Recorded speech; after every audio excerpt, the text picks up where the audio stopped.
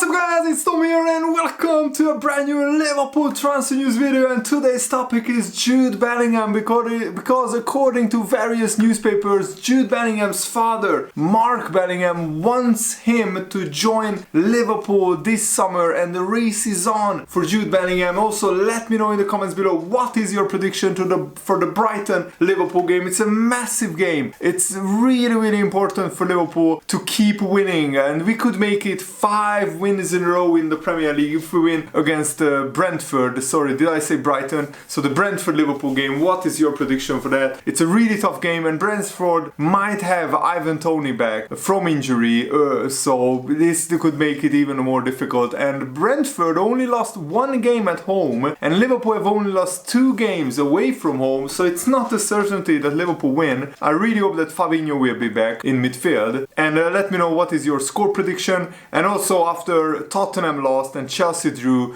yesterday, it could be a really big game week for Liverpool, and especially Arsenal and Newcastle play each other, so Newcastle could drop points, the Liverpool could gain ground on them as well. And according to Football Insider and the sources that they are comfortable with sharing, that Liverpool were close to securing an agreement for Jude Bellingham last summer, and some sources said that the deal was virtually done at one stage, but a full agreement could not be secured because Dortmund didn't want to lose 2 of their superstars, Haaland and Bellingham, in the same transfer window. So in the end, the midfielder ended up staying at Dortmund, and now with the further increased price tag and as well as the huge interest in him, Real Madrid, Barcelona, Man City are all interested in Jude Bellingham, so Liverpool face an even bigger battle to win for his signature. And his father, former non-league goal-scoring sensation, who is Bellingham's closest advisor, and he's far more influential than an agent or intermediary in guiding his son's career. He's still of the mind that Liverpool are the best fit for his son Jude Bellingham, so I really hope that Bellingham listens to his father and joins Liverpool,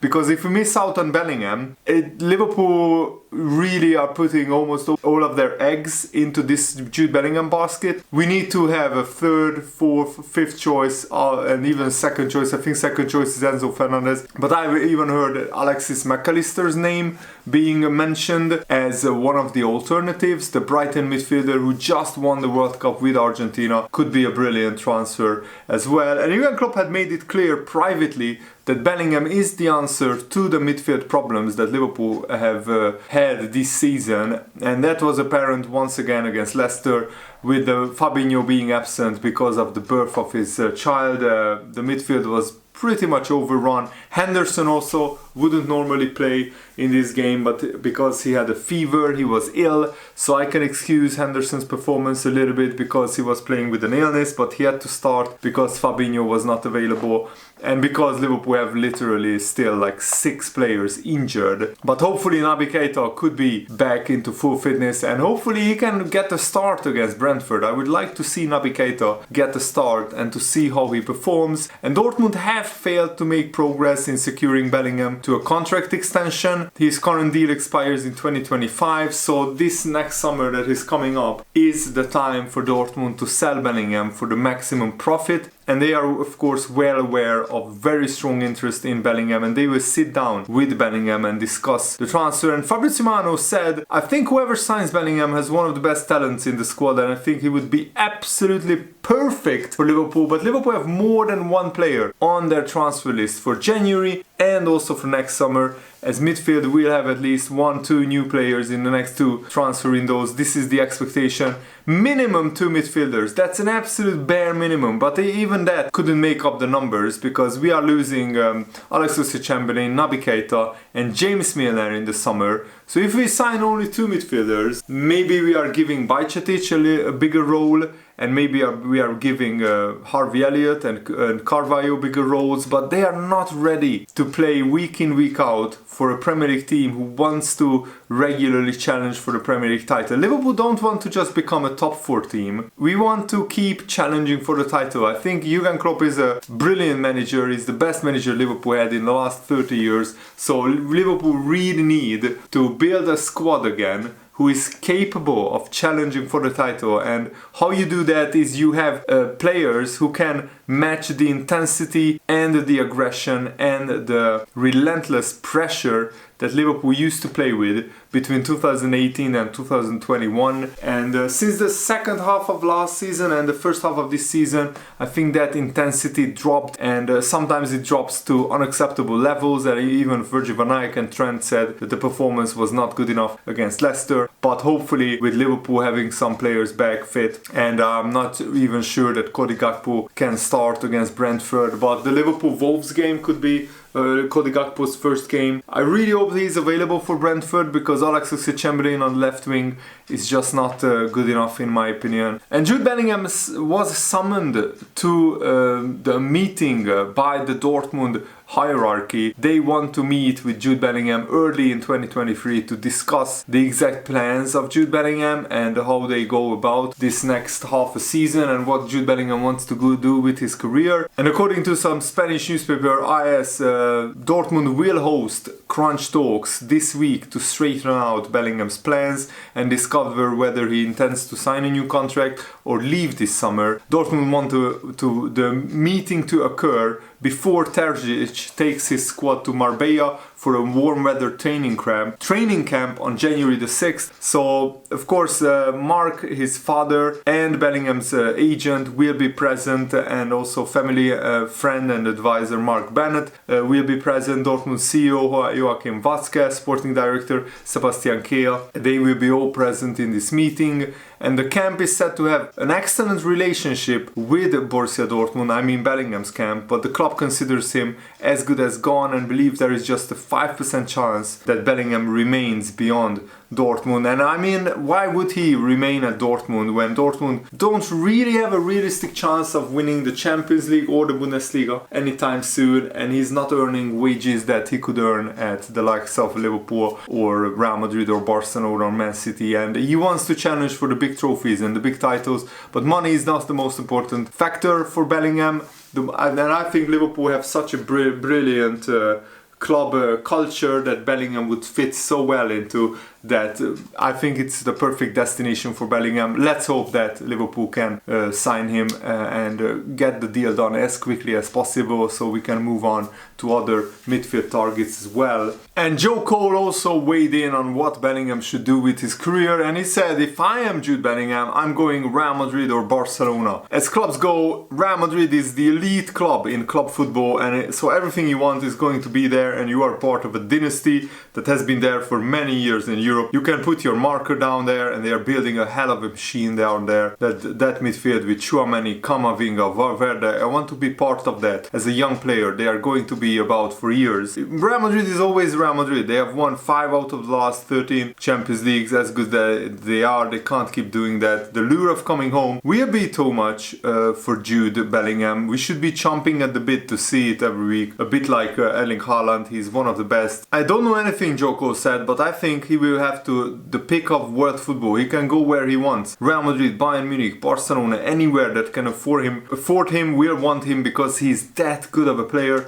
For me, we are going to be blessed to see his best years. He will want to come back to England. If I'm him, I'm looking at Man City. That's what German Gina said. I imagine him slipping in a team with Erling Haaland. It will be incredible to watch. But you also have to understand that Jude Bellingham was growing up watching Steven Gerrard week in, week out, idolizing him. And he's also brilliant mates with Jordan Henderson and Trent Alexander-Arnold. And I think the way that Henderson and Trent interacted with Bellingham during the World Cup, hopefully that will see Bellingham choose Liverpool instead of the likes of Man City or Real Madrid or Barcelona. And I'm really hoping that Bellingham chooses Liverpool, because honestly he could become the next Liverpool legend, the next Liverpool captain. And I think Liverpool should actually promise Jude Bellingham, if he comes to Liverpool, we will make you captain in a few years. After Virgil van Dijk leaves and Mo Salah leaves, or they are becoming very old and not first choice players anymore, then Jude Bellingham, after Jordan Henderson, could become Liverpool captain. He's captain material, he has the leadership, the mentality, and he's very humble as well. So he's a brilliant package, a brilliant player and a great character. And that's also important that he fits in so well. He would fit into the Liverpool dressing room so well, and he fits into the Liverpool culture and the way of life at Liverpool. So I think we really should sign Jude Bellingham. Also, don't pay too much attention to what Jurgen Klopp says in press conferences about Liverpool's transfer activity or transfer plans, because he never revealed when Liverpool was about to spend big on a transfer. He said that we don't have monopoly money, of course, and he said we have to collect money for a bit and then we can spend. This is how we work. And Liverpool won't splash the cash, as Jurgen Klopp said, in the January transfer window. But that is just to lower the fans' expectations, and also that is to signal to clubs that Liverpool won't overpay for players. If Liverpool have the opportunity to sign a midfielder, I think they will definitely sign a midfielder in the January transfer window.